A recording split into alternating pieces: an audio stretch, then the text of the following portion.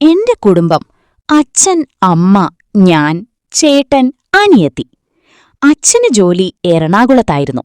മാസത്തിലൊരിക്കൽ വരും, ഒരാഴ്ച നിൽക്കും, പോകും. കാലം അങ്ങനെ പോയി. അങ്ങനെ ചേട്ടന്റെ കല്യാണം തീരുമാനിച്ചു. പെണ്ണ് ഒരു ഫാർമസിസ്റ്റ്. പെണ്ണാരാണെന്ന് എനിക്കറിയില്ലായിരുന്നു. പെണ്ണ് കാണാൻ ചേട്ടത്തിയുടെ വീട്ടിൽ പോയപ്പോഴാണ് മനസ്സിലായത്, ഇവളെ ഞാൻ മുൻപ് കണ്ടിട്ടുണ്ട്. പേര് നിഷ. മനസ്സിൽ ലഡ്ഡു പൊട്ടി. രോഗി ഇച്ഛിച്ചതും പാല്, വൈദ്യൻ കൽപ്പിച്ചതും പാല്. വിവാഹം കഴിഞ്ഞ് ഏതാണ്ട് കുറച്ചു ദിവസം കഴിഞ്ഞപ്പോൾ തന്നെ ചേട്ടത്തി അമ്മയ്ക്ക് വെറുക്കപ്പെട്ടവളായി. അമ്മ ചേട്ടത്തിയെപ്പറ്റി ഓരോന്ന് ചേട്ടനോട് ഓരോന്ന് പറഞ്ഞുകൊടുത്ത് അകറ്റി. അതോടെ ചേട്ടത്തി മാനസികമായി ചേട്ടനിൽ നിന്നകന്നു. ഒരിക്കൽ വീട്ടിൽ പൊരിഞ്ഞ വഴക്കു വന്നപ്പോൾ എനിക്ക് ചേട്ടത്തിയെ സപ്പോർട്ട് ചെയ്ത് സംസാരിക്കേണ്ടി വന്നു. അതോടെ ഞാൻ വീട്ടുകാരുടെ കണ്ണിൽ കരടായി മാറി. പക്ഷെ ചേട്ടത്തി എന്റെ കൈക്കുള്ളിലായി തുടങ്ങിയിരുന്നു. ആർക്കും ഒരു സംശയവുമില്ല. ഒരിക്കൽ ഞാനും ചേട്ടത്തിയും മാത്രം വീട്ടിൽ. അടുക്കളയിൽ എന്തോ പണിയിലായിരുന്ന മരുമകളെ അമ്മായിയമ്മ പിൻവശത്തെ മുറ്റത്തേക്ക് വിളിച്ചു. അവിടെ പറമ്പിലെ പണിക്കാരനും ലോക്കൽ മൂന്നാനും സർവോപരി അമ്മായിയമ്മയുടെ ശിങ്കിടിയുമായ വേലു പുതിയ മരുമകളെ കണ്ട് അഭിപ്രായം രേഖപ്പെടുത്താൻ കാത്തുനിൽപ്പുണ്ടായിരുന്നു. ഭർത്താവ് ഗൾഫിൽ പോയ വിരഹദുഃഖവും അമ്മായിയമ്മയുടെ കുത്തുവാക്കുകളും അടുക്കളപ്പണിയുടെ മടുപ്പും കൊണ്ട് വലഞ്ഞു നിൽക്കുന്ന മരുമകൾ വരുത്തിക്കൂട്ടിയ ഭവ്യതയോടെ മുറ്റത്തേക്ക് വന്നു.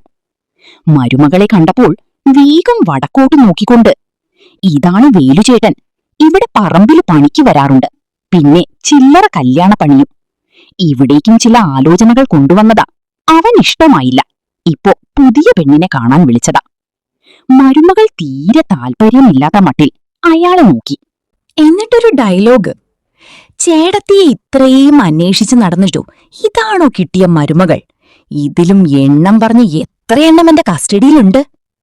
അപ്പോൾ അമ്മായിയമ്മ: എന്തു ചെയ്യാനാ, എത്ര അന്വേഷിച്ചാലും വിധിച്ചതല്ലേ കിട്ടൂ, സഹിക്കണേ.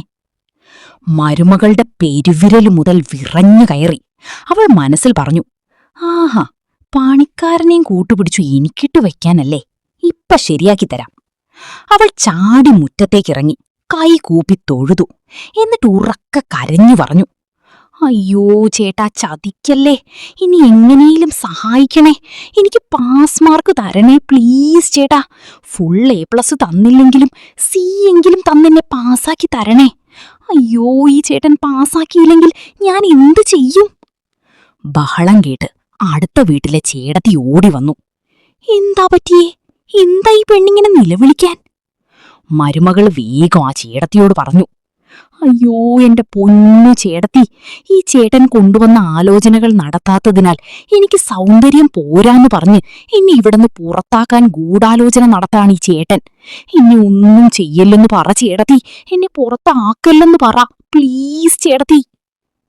നിനക്കൊന്നും പറമ്പിൽ പണിയെടുത്താ പോരടാ, കുടുംബത്തെ കേറി വന്ന് കാര്യം അന്വേഷിക്കാൻ നിൽക്കാണ്ട് മരത്തലയൻ. കേറി വന്ന പെണ്ണിനെ സ്വന്തം മോളായി കണ്ട് സ്നേഹിക്കാൻ പറ്റിയില്ലേലും ഉപദ്രവിക്കാണ്ടിരുന്ന വയസ്സാങ്കാലത്ത് നാഴി കഞ്ഞിവെള്ളം കുടിച്ച് ജീവിക്കാം. കണ്ട പണിക്കാരനെയും കൂട്ടുപിടിച്ചു ദ്രോഹിക്കാൻ നിൽക്കാണല്ലേ